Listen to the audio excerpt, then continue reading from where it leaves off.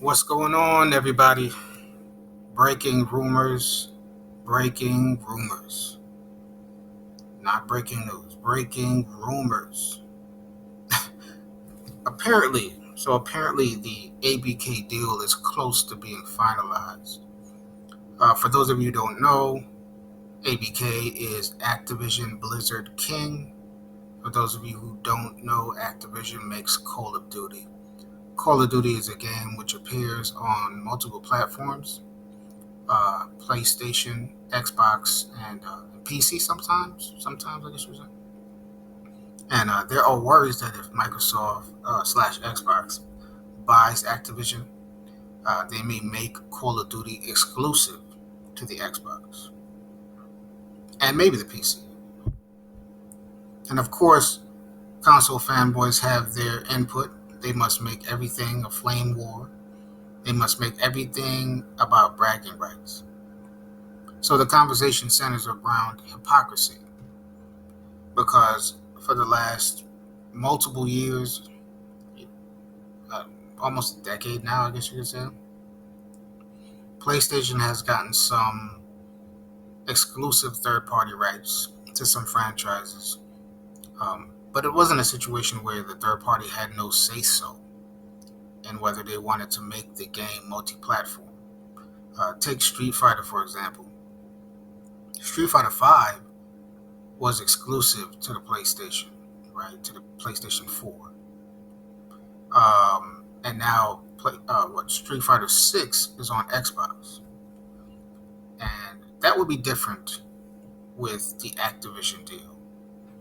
If it was purchased by Microsoft, the mere fact that they would be in charge of making the game, whether or not deciding whether or not the game is exclusive or not, um, you know, they wouldn't want to make the game appear on competing platforms.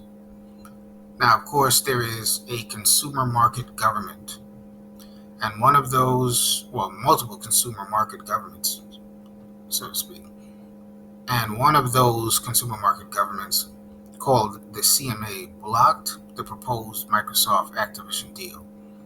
And we thought it was over after that, but apparently, because the other consumer market governments approved the deal mostly, apparently the deal can be forced to be finalized by sheer numbers. And PlayStation fans are calling hypocrisy now because they had all these complaints about third-party exclusives, meaning Xbox fans. But now they're celebrating the purchase of, or potential purchase of a third party, which can make the biggest game in the world exclusive to Xbox.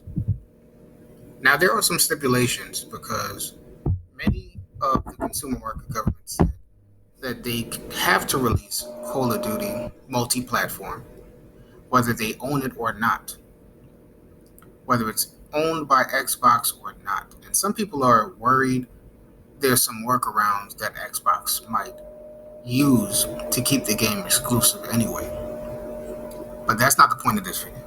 The point of this video is to discuss one of the talking points that Xbox fans have around this deal, which is it's good for gamers, particularly gamers struggling to make ends meet, because it's just $10 or $15 a month to play a whole bunch of games.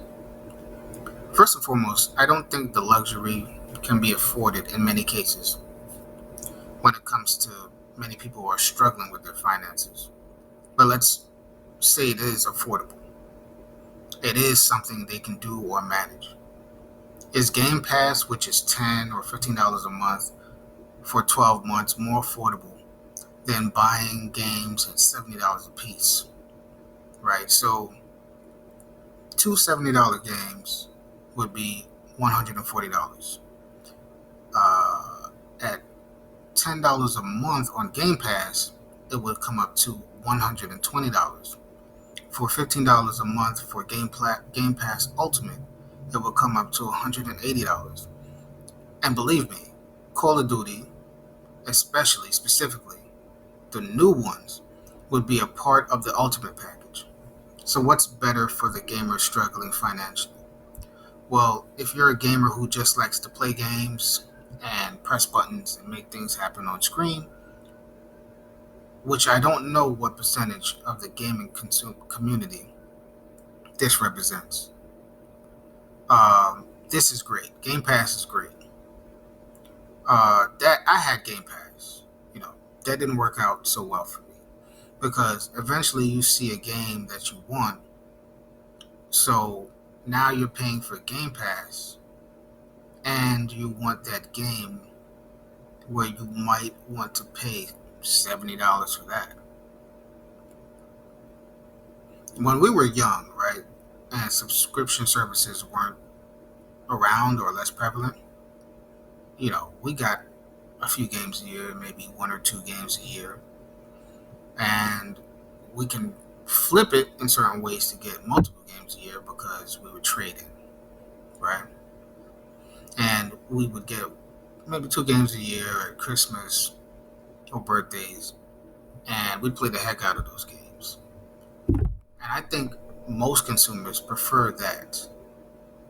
If, let's say, you have Game Pass, your mother's paying, let's say you're a child, your mother's paying $120 to $180 a year, and she says that's your gift for Christmas and birthdays, etc. And then GTA is announced. Now, you didn't pay, now you paid, I guess, 120, but it breaks down weird because it kind of depends on how well you manage the subscription. Because a lot of people forget and just get charged monthly and not, they're not canceling and then subscribing, canceling, subscribing. So now you paid, let's say, $120 for the year, and now GTA is announced, and now you want another $70. Which one is better for you?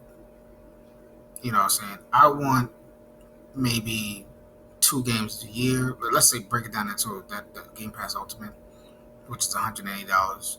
That's two games a year, maybe some DLC, maybe a smaller game for the same price of Game Pass Ultimate. And I'm using Game Pass Ultimate because that's where Call of Duty will be. And then there's price drops if you wait. There's Black Friday if you wait. Let's give an example. For those of you who are of the older generation, maybe millennials and up, remember when you wanted that bike for Christmas? Imagine if your mom came home and said, listen, I know you wanted a bike, but I got you 3 skateboards for the same price. Would that have even made sense at that point? That's basically kind of what Game Pass is like.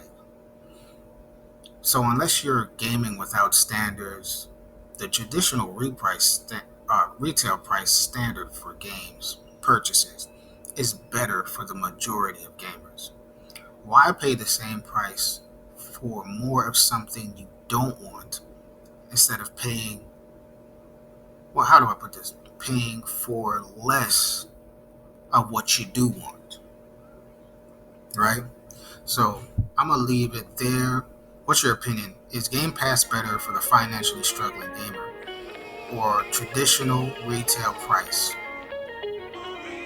and wait for sale strategy and all that stuff better for you? Let me know in the comments. Like, comment, and subscribe, and I'll see you guys next time.